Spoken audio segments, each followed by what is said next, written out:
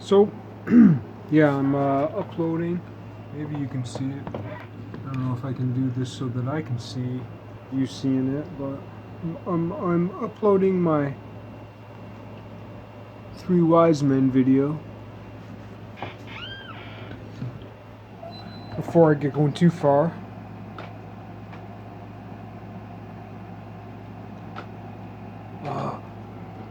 안녕하세요. 저는 제프리입니다. 펜스만가도.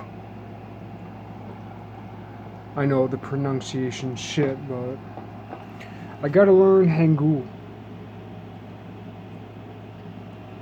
So, 1443 to 1446, somewhere in there, Hangul, the Korean language, is released by the king, Sejong the Great.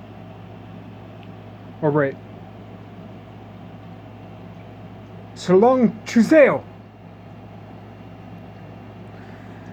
Sejong the Great.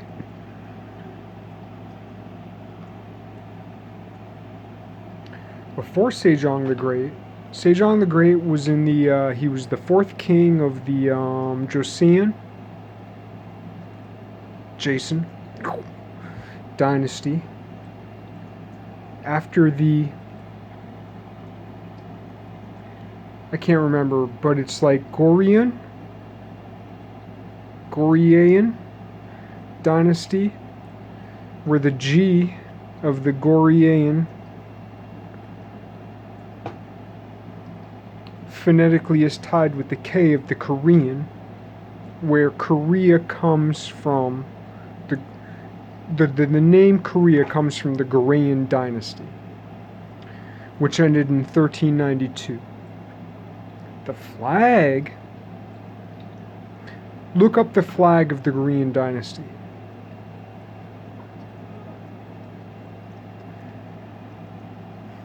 It's related to the phoenix, blah blah blah. But what is it really? It's a big old blue turkey with the red headdress. It's the turkey. It's the shit I've been talking about. Ended in 1392. Oh, the Korean.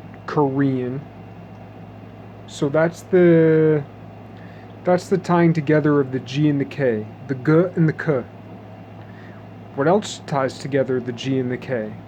Before, because I'm dyslexic, I've said in the Greek alphabet, it's Alpha Beta Chi, but it's not Alpha Beta Chi. It's Alpha Beta Gamma Delta. Gamma is the third letter of the Greek alphabet, whereas, C is the third letter of the English alphabet. So the C and the G are tied, just like the G and the K are tied, just like the C and the K are tied, but then of course the C and the S are tied. So one of the projects I'll have to do is the 26 letters of the English alphabet and tie them together, because also the D, right, because there's the J, but the J is tied together with the I. The J is also tied together with the Y. The I and the Y are tied together. But the J is tied together with the D and the Z, which is tied together with the T and the S, and the S and the T. Phonetically.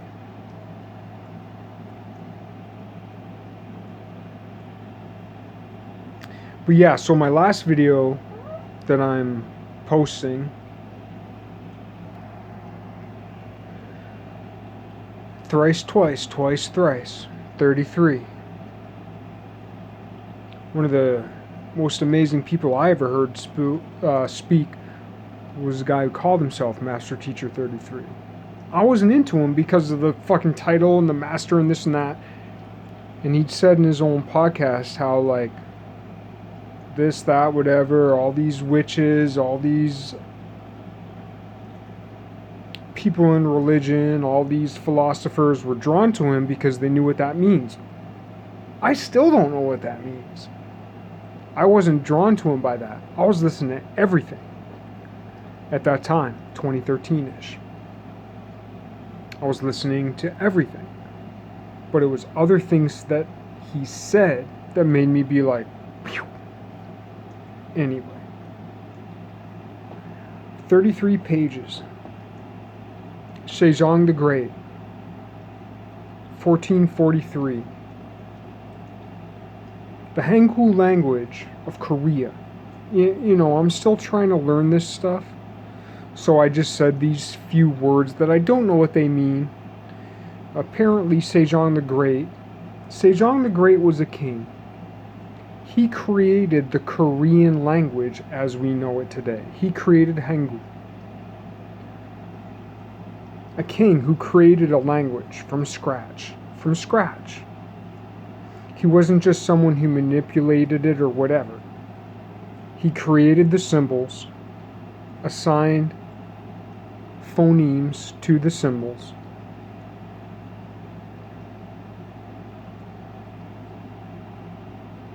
and now Korea is the most, 550 years later, Korea is the most literate culture in the world.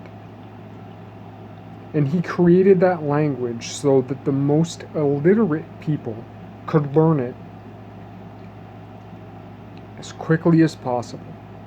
Never mind what he did for agriculture, never mind what he did for society. He created public polling to inform policy. He instituted, Sejong the Great, 1400s, instituted maternity leave and paternity leave. 3 months, he instituted 100 days of maternity leave and a month of paternity leave. He also instituted a month prior to birth maternity leave. 4 months maternity leave. Better than our government today. Better than the woke corporations of today. 500 years later. 500 years later, in the culture that is the most literate culture in the world. The most literate culture that has ever existed historically. Prehistory is a different story. Super historic, another story, which is alter historic, which is exohistoric. Exohistoric cultures don't have an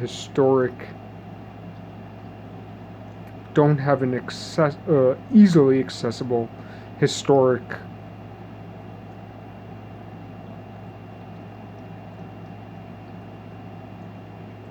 lineage, yet the lineage exists symbolically.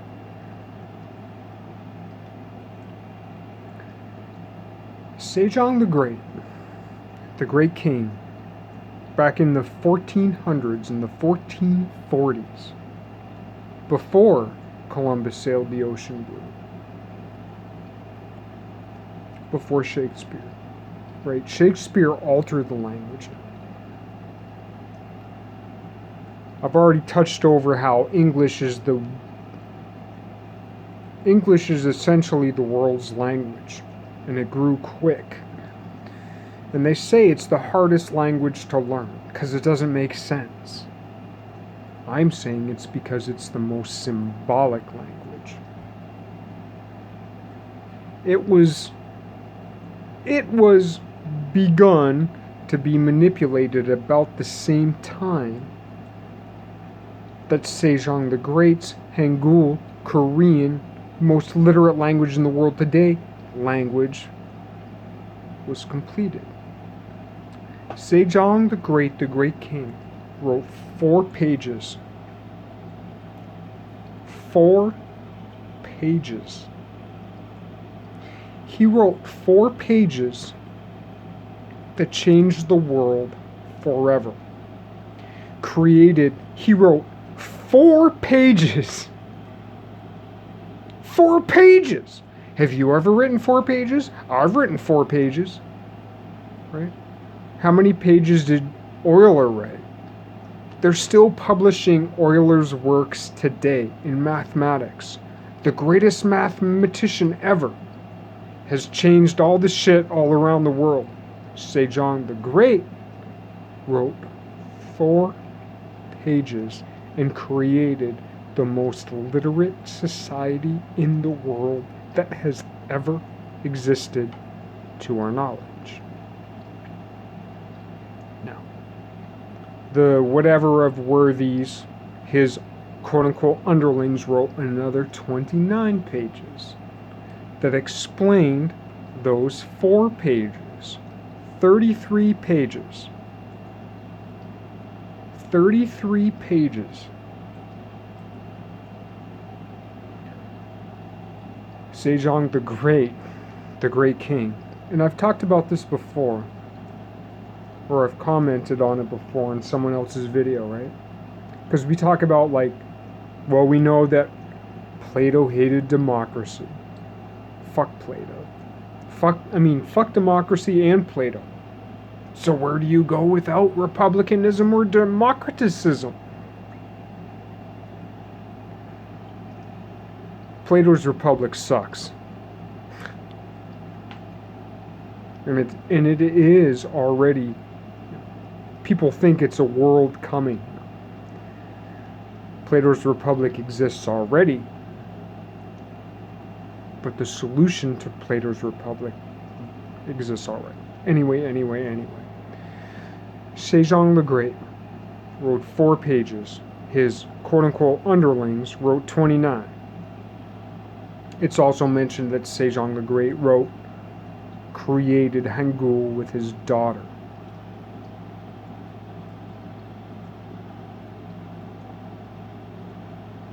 He did more to give from the upper class to the lower class, and to raise the great minds of the lower class to the upper class, perhaps more than anybody I've ever heard of. He really is great, right? And this gets back to what I was trying to say before about what I've said before, is that a truly just king, like Sejong the Great, he was a truly just king. It's undeniable. It's undeniable. And that comes into the idea of, like, miracles. He was sick as shit. Health faltering. And he just dedicated himself to his people. He dedicated himself because he was so smart. He was such an artist. He was such a craftsman. He was such a linguist. He was just such an intellectual. He was such a Da Vinci type of person. He sat at the helm of 33 pages. 33 pages that changed the world forever. Hold on.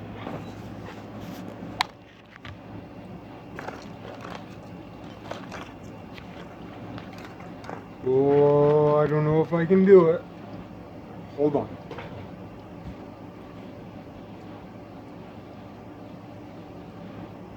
I'll get there.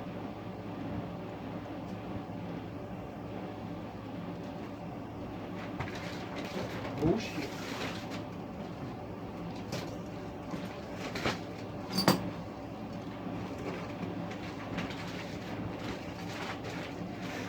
I know, it's ridiculous, but Sejong the Great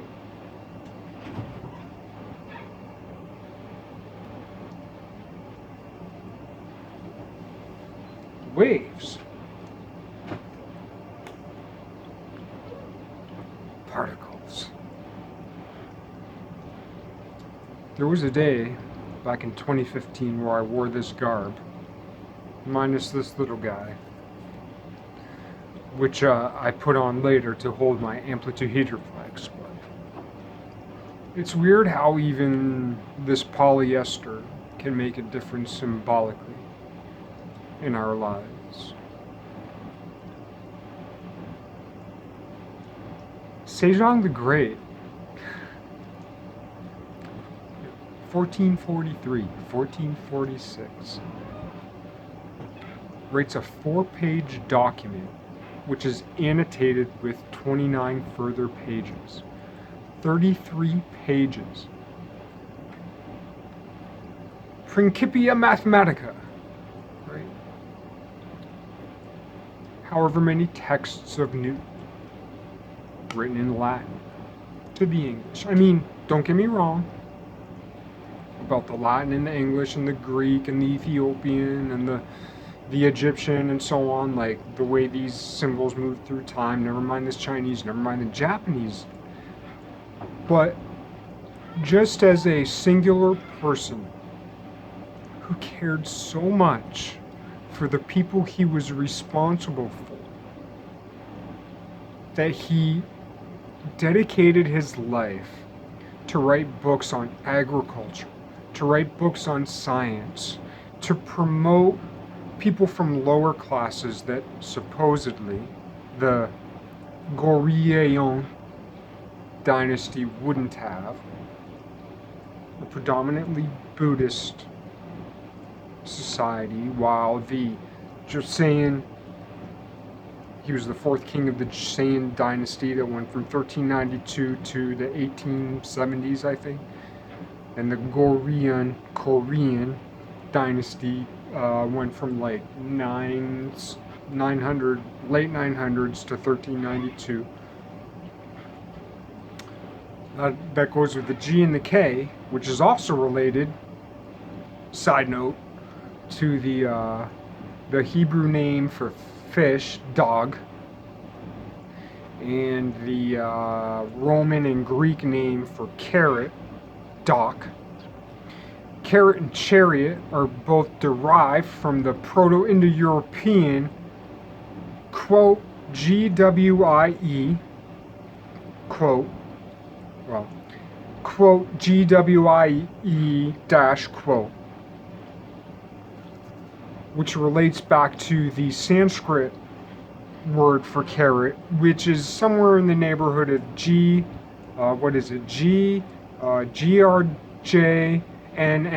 something, right? It ties together the W with the R, the G with the K or the C.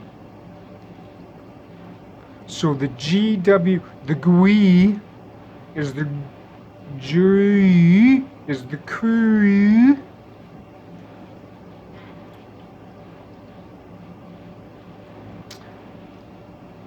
It's easy to see where the Goryeo or Korean relates back to the Proto-Indo-European root for carrot and chariot, or car or cart.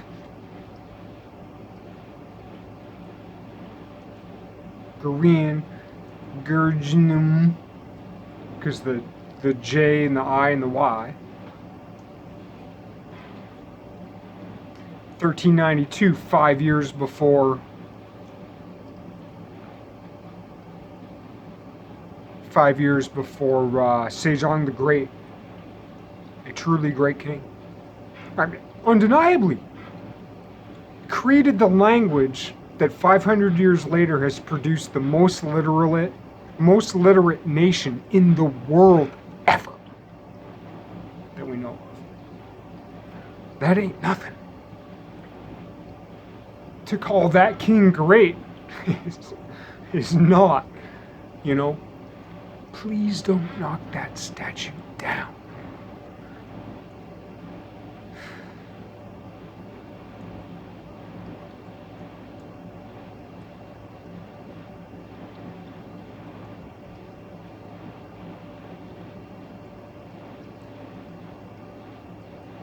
Never mind his headdress.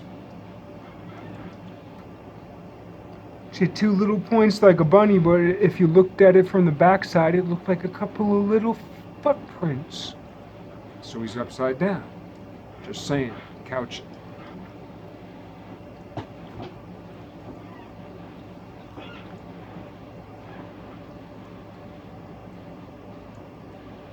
33 pages, man.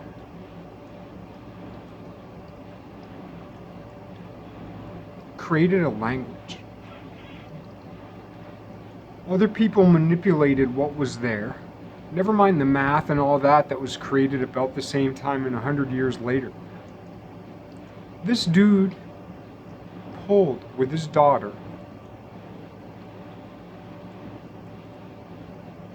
pulled symbols out of the ether. I wouldn't say he created something from nothing, but it's about as close as you can get. Not only are they the most literate nation in the world, I'm supposing these days we're speaking of South Korea versus North Korea, and whether there is a real difference, and how that I don't know, it's a different world, you know. I didn't know how the Koreans felt about the Japanese like Koreans feel one way about the Japanese flag as we know it, and the Japanese, what's it called, like the naval standard, they feel differently about the Japanese flag. They're not so offended by the Japanese flag, but the Japanese militaristic naval standard is very offensive to Koreans. You know? That's something I'll have. It's more or less the way we feel about the swastika. You know, when Americans see the swastika, that's the way that Koreans feel about the Japanese maritime standard, so to speak.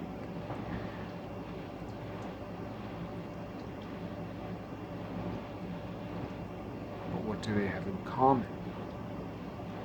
1392, that quote-unquote phoenix flag of the Geo,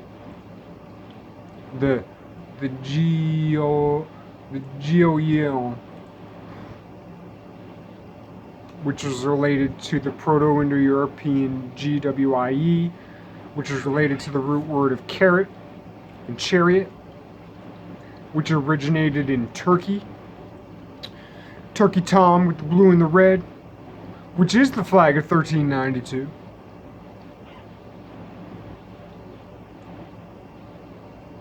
Meanwhile, Sejong the Great, Sejong, chosen, the Great Korea people. So we think all these governments are overthrowing governments, but what's really happening? It's like bees and flowers, man. As one government goes from another government, who we call the elite are really the second tier elite. What we consider the first tier elite are the second tier elite.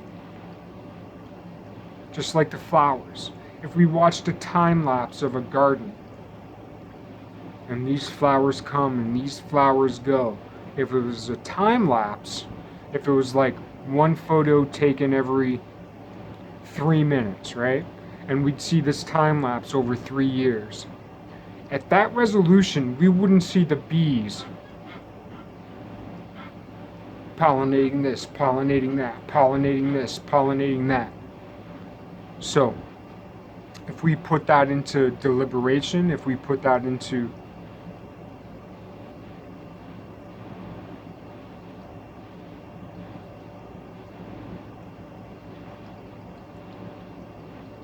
the idea of design of, what do they call it?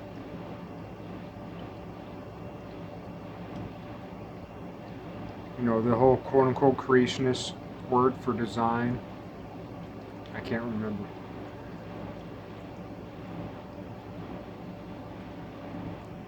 But similarly, what if in all these nations, like, these nations come, these nations grow.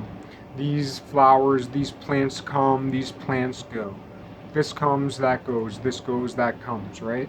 But between it, because we don't have the resolution, we're not seeing the way that these things which move faster are manipulating the way in which certain ideas, as opposed to flowers, become pollinated. So, is there really a difference between the Yang dynasty ended in 1392 with the turkey flag they call a phoenix, while it's blue and red like the turkey tom of Raphael. Is there really a difference between that dynasty and the Jason dynasty? Or is that just what satisfies the second tier players involved in a political power struggle? Meanwhile, there's an unseen first tier that's manipulating and trim tabbing all of this growth, all of this manipulation as one flower, as one plant takes over another plant. And we can assume, we can not assume, but we can metaphorassume, metaphorize, assume, metaphorassume, we can metaphorassume that there's this faster, quicker, more adept structure that's not moving the way in which we perceive bees to move, which is by instinct, but by inspiration and knowledge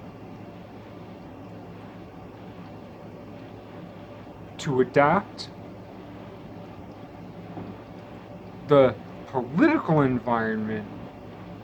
Meanwhile, beneath the political environment,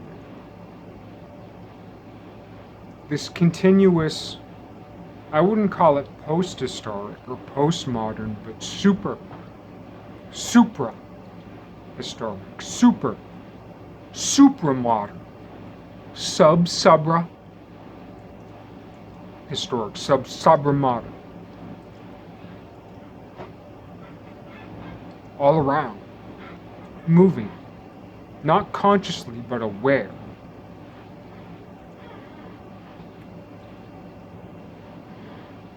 It's also worth noting Buddhism, late 900s to early 1300s, Confucianism, essentially 1400 to essentially 1900. Confucian with fusion.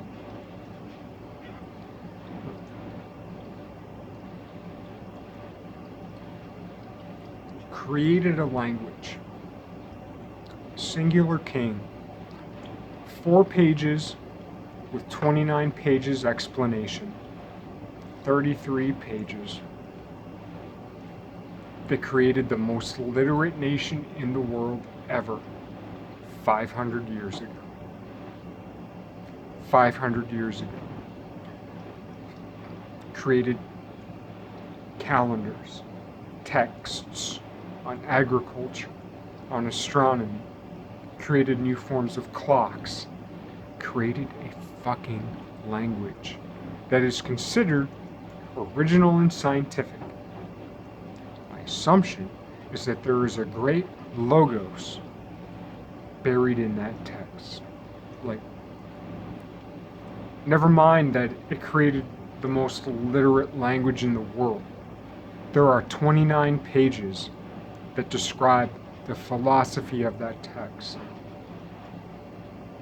And I'm convinced that there are secrets buried within that text.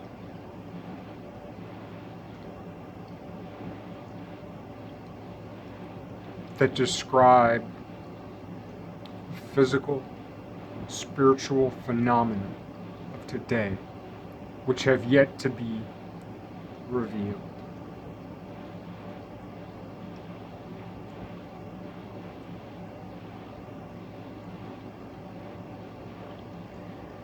People talk about King Arthur, and roughly in the same time, it was about the same time, like there was Henry V and Henry VI.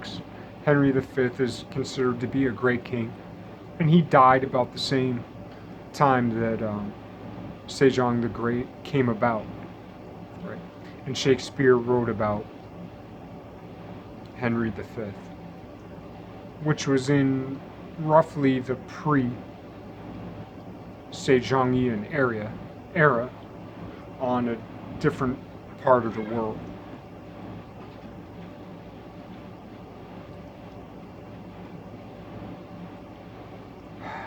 Now, the world does not look so well upon Lenin, Stalin, all that kind of stuff, right? And the overthrow of the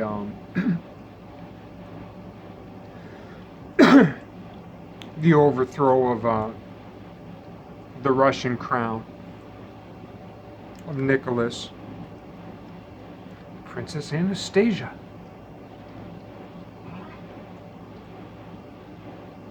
Rasputin, all that kind of thing. And even today, there's quite a rich mythology of how well the Tsar, I guess Tsar. I don't know a lot about stuff, but I look at shit and shit sticks, right? And it seems like he was really respected or loved among his people because he actually fucking cared. Not all kings are bad. Not all monarchies are bad. Not all people in power who have power are bad. A lot of them are really fucking good. Sejong the Great was great. Motherfucker was dying. And he just dedicated himself to helping people less fortunate than him. And he died. He literally, he died for it. And it worked. I mean, in that sense, he was a Christ figure. He died for his people. He put all of himself into making something fucking great. And what was so great about it? 500 plus years after he died, the thing he created, made, his progeny, the people in his proximity, the most literate people in the world, who are among the greatest technology of the day is computers, binary, another subject, but they are the Korean language and the English language are considered the most adept languages at dealing with the technology of the day, computer coding. Never mind hardware. I think Sejong would have been good at hardware, considering he created a fucking language! Just saying. Sejong the Great wasn't just some, Sejong the Great wasn't just some word. Sejong the Great wasn't just some title. Sejong the Great of Korea, of the Gui Carrot Chariot, weren't just some shit. Sejong the Great was actually great.